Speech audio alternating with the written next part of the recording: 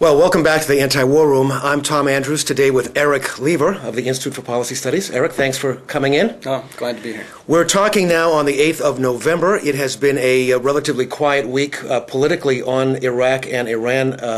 Erik, interesting news coming out from the Pentagon that and from the State Department in general that this has been the bloodiest year in the Iraq War, 2007 already, and we still have several weeks before the end of the year in terms of casualties to Americans and to Iraqis.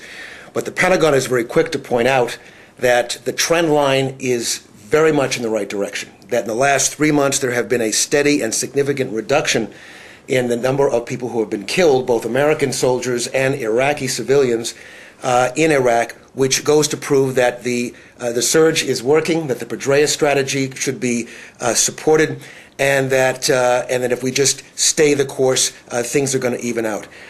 Two fairly contradictory things coming out. What do you make of all this, Erik? Well, the numbers that we see, which now have gone over to the highest death toll that we've had in any single year. There were 6 American soldiers that were just killed 2 days ago.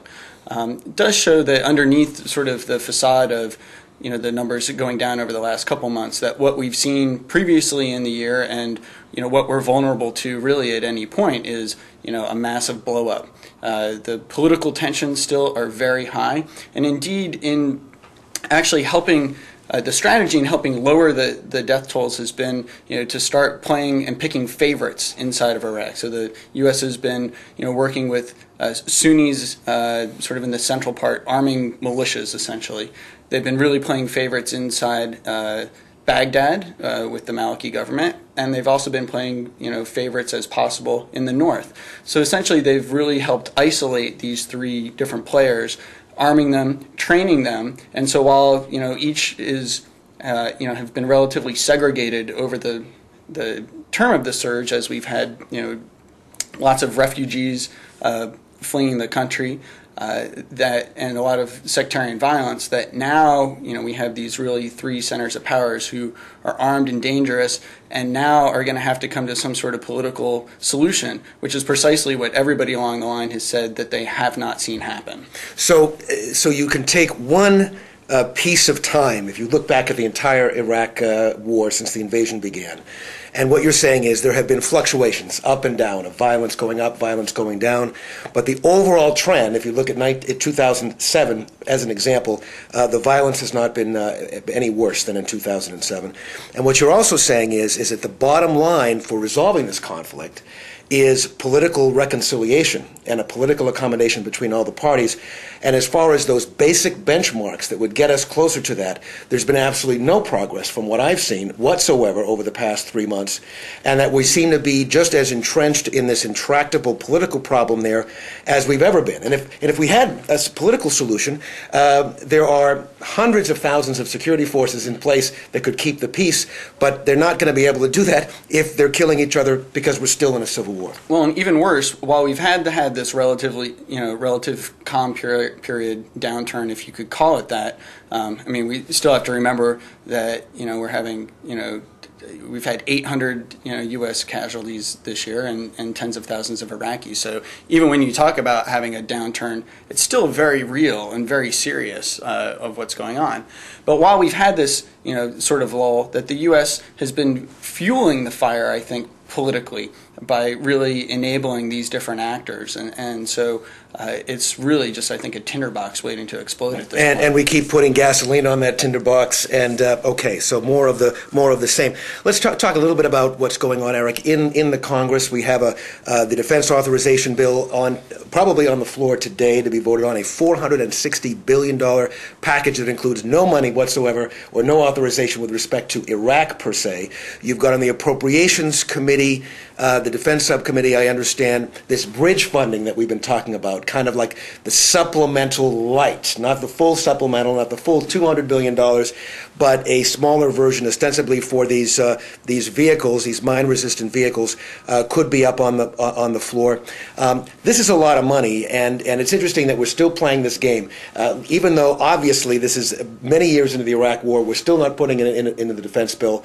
Obviously the president wants now $200 billion.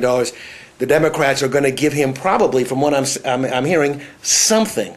What do you make of this, and what happens to the 89 members of the House, for example, who've committed themselves not to vote for anything, no appropriation whatsoever for Iraq, unless it's an appropriation to get our soldiers out there safely? What do they do with these little mini, light supplementals, not a $200 billion, but a $50, $60, or $70 billion bill that could be on the floor before the end of the year? I think it's this week that really shows kind of the bankrupt policies of the Democratic Party, unfortunately.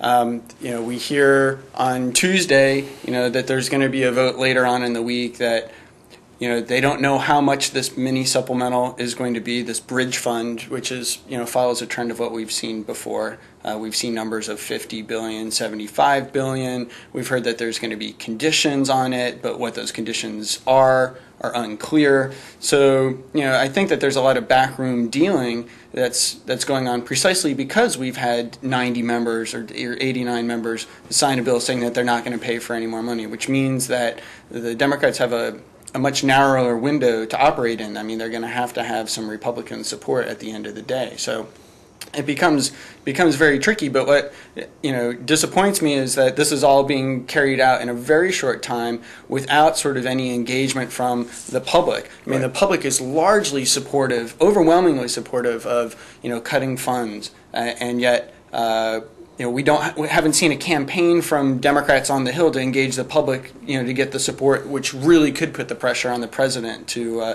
actually pass one of these measures that would curtail the war. Right. I mean, nothing really coming out. And today, for example, we're going to spend $460 billion on a defense bill, and there's not even a word of it, not even a mention, a hint in any of today's newspapers here in Washington, D.C. Very disturbing situation. We've got a few minutes left, Eric. We know that with respect to Iran and the continuing saber-rattling, particularly from the Republicans, all the presidential candidates on the Republican side getting involved in the saber-rattling. On the Democratic side, there's been a controversy about Senator Clinton's support for the Kyle Lieberman amendment, and as you all remember from previous bills, this was an amendment to declare the Quds Force and the Revolutionary Guard a terrorist organization, or to encourage the declaration of the same by the Bush administration, which he did. And Senator Obama, former Senator John Edwards, saying that this was tantamount to a declaration of war, giving the president something very dangerous. Turns out, and we talked about this last week, Senator Webb had a letter that he was circulating among senators. We had 16 signatures on that letter last week, which said, "Do not attack Iran, and if you have any thoughts of attacking Iran, you have to come to the Congress for authorization for that." 30 senators signed that, ultimately ended up signing that law. 14 more since we had this and we had many of our folks out watching this, participated in this campaign to encourage this. Interestingly enough, Senator Obama and Senator Biden were not on that letter. What do you make of the Iran situation? Where are we right now in terms of an actual threat and in terms of the politics of the Iranian situation? I think that there's been a little bit of a pause, mostly because of the events unfolding in Turkey and, more recently in Pakistan. Right. So there's been a little bit of breathing space. There's been a little, on the military end, we've seen enormous pushback from military officials saying, don't do this.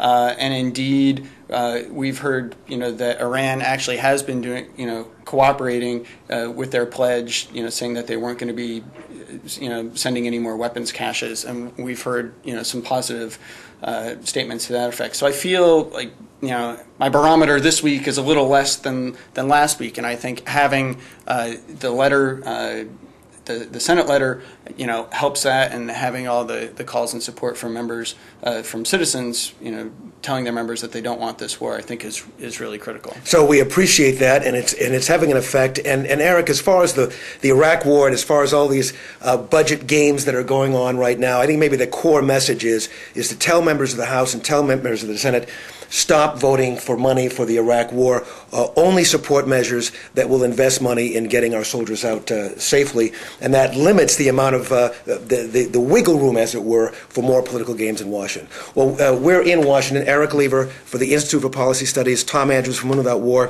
Thanks very much for joining us on the Anti-War Room. We'll be back next week.